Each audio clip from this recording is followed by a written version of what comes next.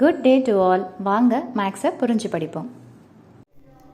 NCERT syllabus 9th standard chapter 7ல ட்ரையாங்கிள்ஸில் exercise 7.1ல 6th sum என்ன கொடுத்துருக்காங்க அப்படின்னு பார்த்தீங்கன்னா ஒரு டயக்ராம் கொடுத்துட்டு ஏசியும் ஏயும் ஈக்குவல் அப்படின்னு சொல்லிட்டு கொடுத்தாச்சு. அதே மாதிரி ஏபியும் ஏடியும் ஈக்குவல்னு கொடுத்துட்டாங்க.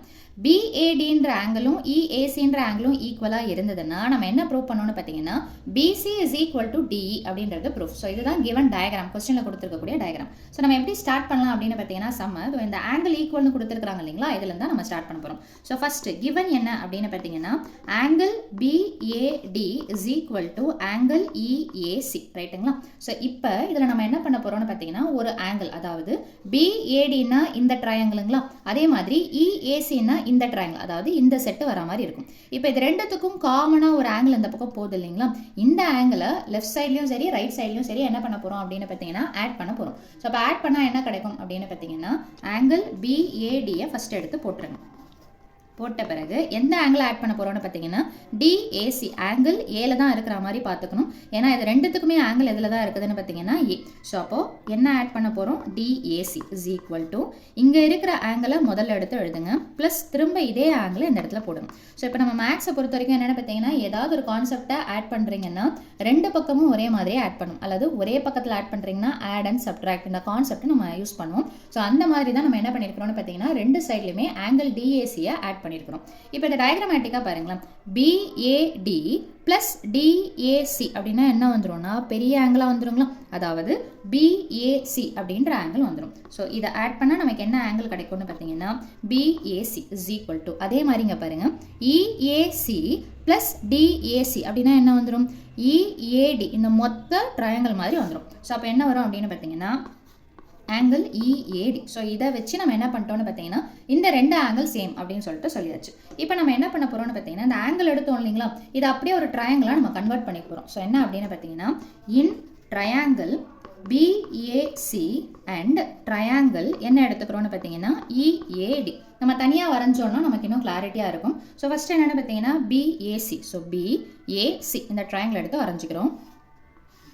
ஸோ பிஏசி இதில் எங்கெங்கெல்லாம் உங்களுக்கு டினோட் பண்ணியிருக்கிறாங்கன்னு பார்த்தீங்கன்னா பிஏல சிங்கிள் லைன் வரைஞ்சிருக்கிறாங்க, அதே மாதிரி ஏசியில் பார்த்தீங்கன்னா டபுள் லைன் போட்டிருக்கிறாங்க. அதே மாதிரியே பார்த்தீங்கன்னா இஏடி, ஸோ இஏடி இந்த ட்ரையாங்கிள் எடுத்து வரைகிறோம். ஸோ இஏடி ஓகேங்களா. ஸோ இப்போ இதில் பார்த்தீங்கன்னா ஏடின்ற லைனில் ஒரு சிங்கிள் மார்க்கும், அதே மாதிரியே பார்த்தீங்கன்னா ஏஇன்ற லைனில் டபுள் மார்க்கும். அதாவது இந்த கொஸ்டினில் என்ன கொடுத்துருக்குதோ அதை தான் நம்ம அப்படியே ரீப்ளேஸ் பண்ணி தனித்தனியாக வரைஞ்சி காமிக்கிறோம். ஸோ இப்போ இதை வச்சு நம்ம என்ன பண்ணலாம் அப்படின்னு பார்த்தீங்கன்னா ஸோ இன் ட்ரையாங்கிள் இந்த ரெண்டு ட்ரையாங்கிள் தனித்தனியாக எடுத்தாச்சுங்களா. ஸோ ஃபஸ்ட்டு பார்த்தீங்கன்னா ஏபின்ற இந்த லைனும் ஏடின்ற இந்த லைனும் சமம், இதை நம்ம சொல்லலை, கொஸ்டின்லேயே கொடுத்துருக்குது.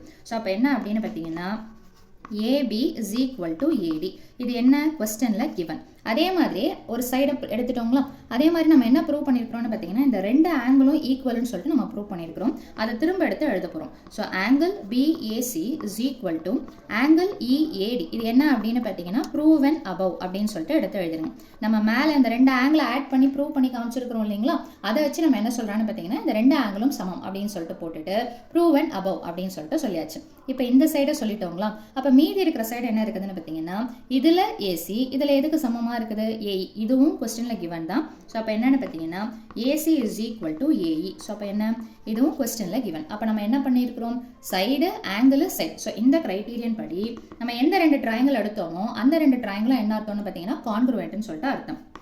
So triangle PAC is congruent to triangle EAD. அப்படி பார்க்கும்போது என்ன ஆகிடும்னு பார்த்தீங்கன்னா அவங்க என்ன ப்ரூஃபில் கேட்குறாங்கன்னா பிசியும் டிஇயும் ஈக்குவல்னு சொல்கிறாங்க. ஸோ இந்த ரெண்டு ட்ரையாங்கிள் கான்க்ருவென்ட்னா அப்போ ஆப்வியஸாக இருக்கக்கூடிய இந்த லைனும் எப்படி தான் இருக்கும்னு பார்த்தீங்கன்னா சமமாகத்தான் இருக்கும்.